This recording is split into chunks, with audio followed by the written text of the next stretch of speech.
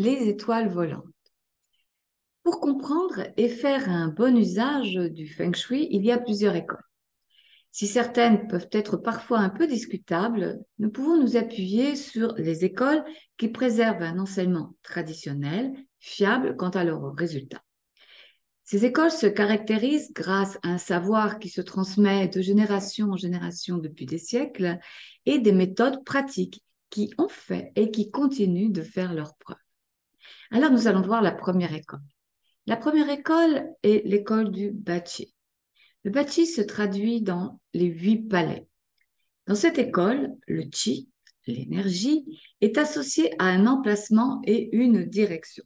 Seul l'espace est pris en compte. C'est un moyen de comprendre comment cette énergie, ce Qi, va booster ou va freiner la personne qui la reçoit. La seconde école, le Sanhei, se traduit par les 3 harmonies. C'est une approche très ancienne qui permet d'analyser l'impact de l'environnement. Elle est utilisée pour la construction des lieux d'activité. Elle permet de définir, au travers de savoirs et de théories, la qualité du qi, quelles sont les activités les plus favorables, comment placer un bâtiment pour qu'il puisse bénéficier au maximum d'une énergie de soutien. Ce sont quelques exemples que l'on peut citer. La troisième école est l'école du Sanyuan. C'est l'école de la non-forme qui se traduit par les 3 époques. C'est une approche plus abstraite et mathématique. Et là, le temps prend une place prédominante dans l'analyse de l'environnement. Les qualités d'un qi sont variables et peuvent se modifier en fonction de données temporelles, des périodes, des saisons, des années, des mois, des jours. Une des composantes de cette école est les étoiles volantes. Et justement, parlons des étoiles volantes. Les étoiles volantes correspondent à un type de qi, d'énergie particulier. Certaines de ces étoiles ou certains de leurs qi sont plus propices sur le plan de la prospérité, d'autres sur le plan relationnel, des voyages, de la communication, de la prospérité, des enfants, de la créativité, etc., etc., etc.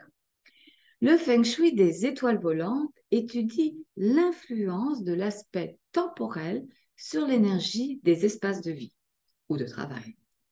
Elles ne sont pas à proprement parler des étoiles au sens de l'astronomie ou de l'astrologie. Ce sont plutôt des symboles imagés, utilisés pour expliquer les énergies présentes, pour apporter des informations sur les caractéristiques des énergies présentes dans notre environnement et aussi quelles sont les interactions qu'elles créent dans les différents secteurs de notre maison ou de notre lieu de travail. Une analyse spécifique de l'habitat, suivant des critères bien précis, permet de définir et d'interpréter des énergies spécifiquement présentes dans ce lieu.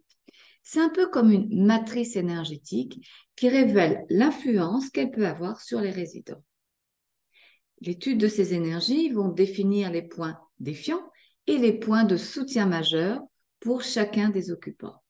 Ces qi, ces énergies, ne changent pas, sauf dans certaines conditions très particulières. Des pratiques existent afin de moduler certaines influences plus conflictuelles et d'optimiser celles qui apportent du soutien. Le feng shui ne se préoccupe donc pas que de l'espace. Le temps joue un rôle essentiel dans la pratique du feng shui.